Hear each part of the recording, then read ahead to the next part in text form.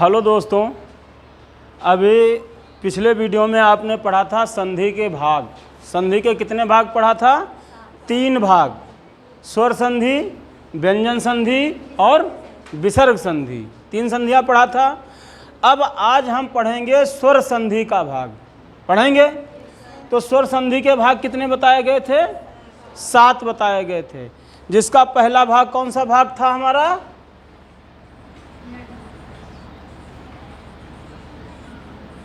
दीर्घ संधि। कौन संधि था? दीर्घ संधि था। दीर्घ संधि का सूत्र क्या था? और पहली बात हम एक चीज बताए थे कि किसी भी संधि का नाम किस पे आधारित होता था? आदेश वर्णों पर। किस पे आधारित है? तो हमें यह जानना है कि मतलब आदेश वर्ण तो बताए थे क्या हैं, जो बाद में परिवर्तित होकर बनते हैं, बदल जाते हैं ना, वो आदेश वर्ण हैं। तो हमको ये देखना है, जैसे दीर्घ संधि है तो हमको ये जानना है दीर्घ वर्ण कौन से हैं। तो दीर्घ वर्ण कौन से हैं? दीर्घ वर्ण हैं हमारे आ, ई, उ, री, है ना? ये हमारे दीर्घ वर्ण हैं। है नहीं है? कहने का मतलब है कि जिनको हम अभी तक क्या पढ़े थे? बड़ा आ, बड़ी ई, बड़ा उ, बड़ी रीढ़ पढ़े थे। तो जिनको हम बड़ा लगा के पढ़े थे वो हैं हमारे दीर्घ स्वर, है ना?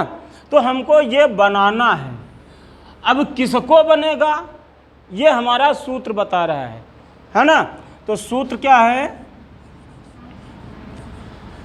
अकह,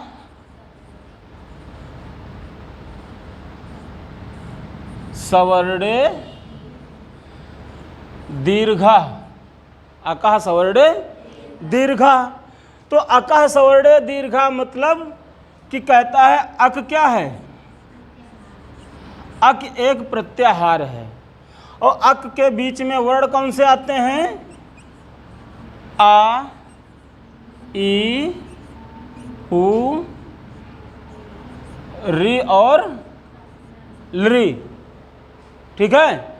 अब ये ली और री समान वर्णी हैं। कैसे हैं? समान वर्णी हैं। तो इसका दीर्घ नहीं होता है, इसका दीर्घ नहीं होता है। इसलिए अगर कहीं पर ये आ भी जाता है तो हम किस में परिवर्तित कर देंगे? इस री में परिवर्तित कर देंगे।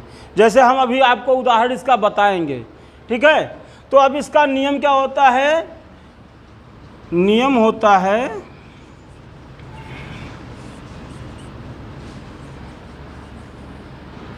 जब अक प्रत्याहार, क्योंकि हमारा सूत्र ही कह रहा है, क्या कह रहा है? सूत्र ही कह रहा है कि अक प्रत्याहार के बाद जब कोई समान वर्ण आएगा तो दोनों को क्या हो जाएगा?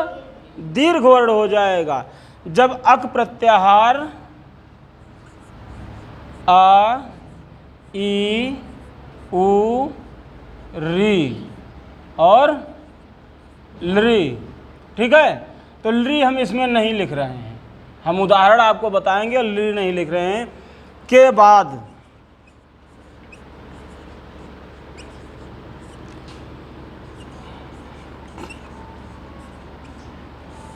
जब अक प्रत्याहार आ, ई, उ, री के बाद समान वर्ण क्या आता है?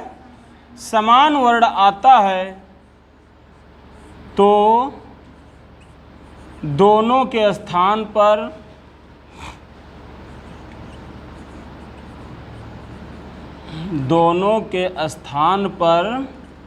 क्या हो जाता है? दीर्घ वर्ण हो जाता है। क्या हो जाता है? दीर्घ वर्ण हो जाता है। जैसे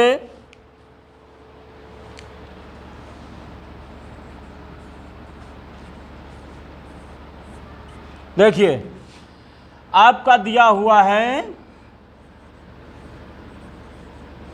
विद्या प्लस आलय, अब यहाँ पर देखिए इधर कौन सा आ है, दीर्घ आ है और प्लस दीर्घ आ है, क्योंकि अब हम छोटा बड़ा तो पढ़ते नहीं हैं, आ पढ़ते हैं। तो ये ह्रस्व आ हो और चाहे दीर्घ आ हो, है ना, तो इन दोनों को मिलाकर क्या बनेगा, दीर्घ आ बन जाएगा। और जब दीर्घ आ बन जाएगा तो ये क्या हो जाएगा, विद्यालय हो जाएगा, हो जाएगा। अगला उदाहरण है गिर प्लस ईस। अब यहाँ पर क्या है, ह्रस्व ई है और इधर क्या है, दीर्घ ई है। तो अब कुछ लोग सोचने लगते हैं कि यार इधर छोटी ई है और इधर बड़ी है, ये समान कैसे हैं। लेकिन नहीं, हम पढ़ चुके हैं, अभी इसके पहले हम पढ़ चुके हैं कि चाहे वो ह्रस्व हो चाहे दीर्घ हो, लेकिन वे समान होते हैं। उनका उच्चारण कैसा होता है, समान होता है, एक जैसा। इसको बोलेंगे ई और इसको बोलेंगे ई। केवल क्या होता है, केवल छोटा और बड़ा का अंतर होता है, लेकिन है तो एक ही है, नहीं है। तो चाहे इधर ही हो, ह्रस्व हो, चाहे इधर हो, चाहे दोनों हो, तो इनको मिलाकर होगा आपका दीर्घ ई। और जब दीर्घ ई होगा तो क्या हो जाएगा, गिरीश हो जाएगा, है ना। अगला है भानु प्लस उदय।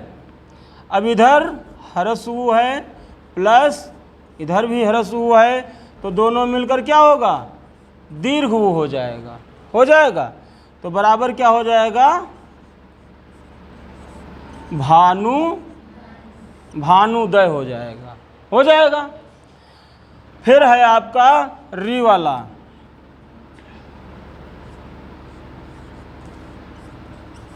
पितृ प्लस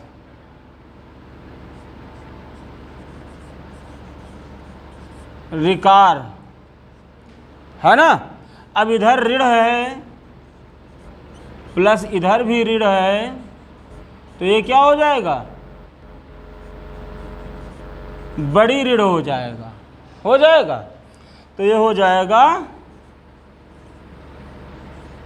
ओह सॉरी,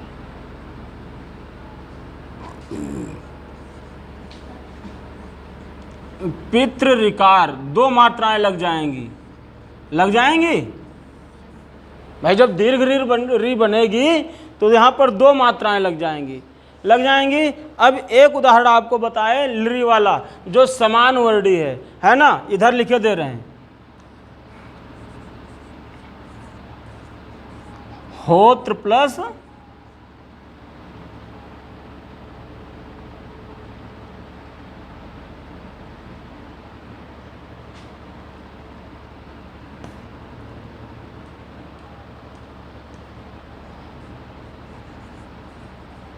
ऋकार।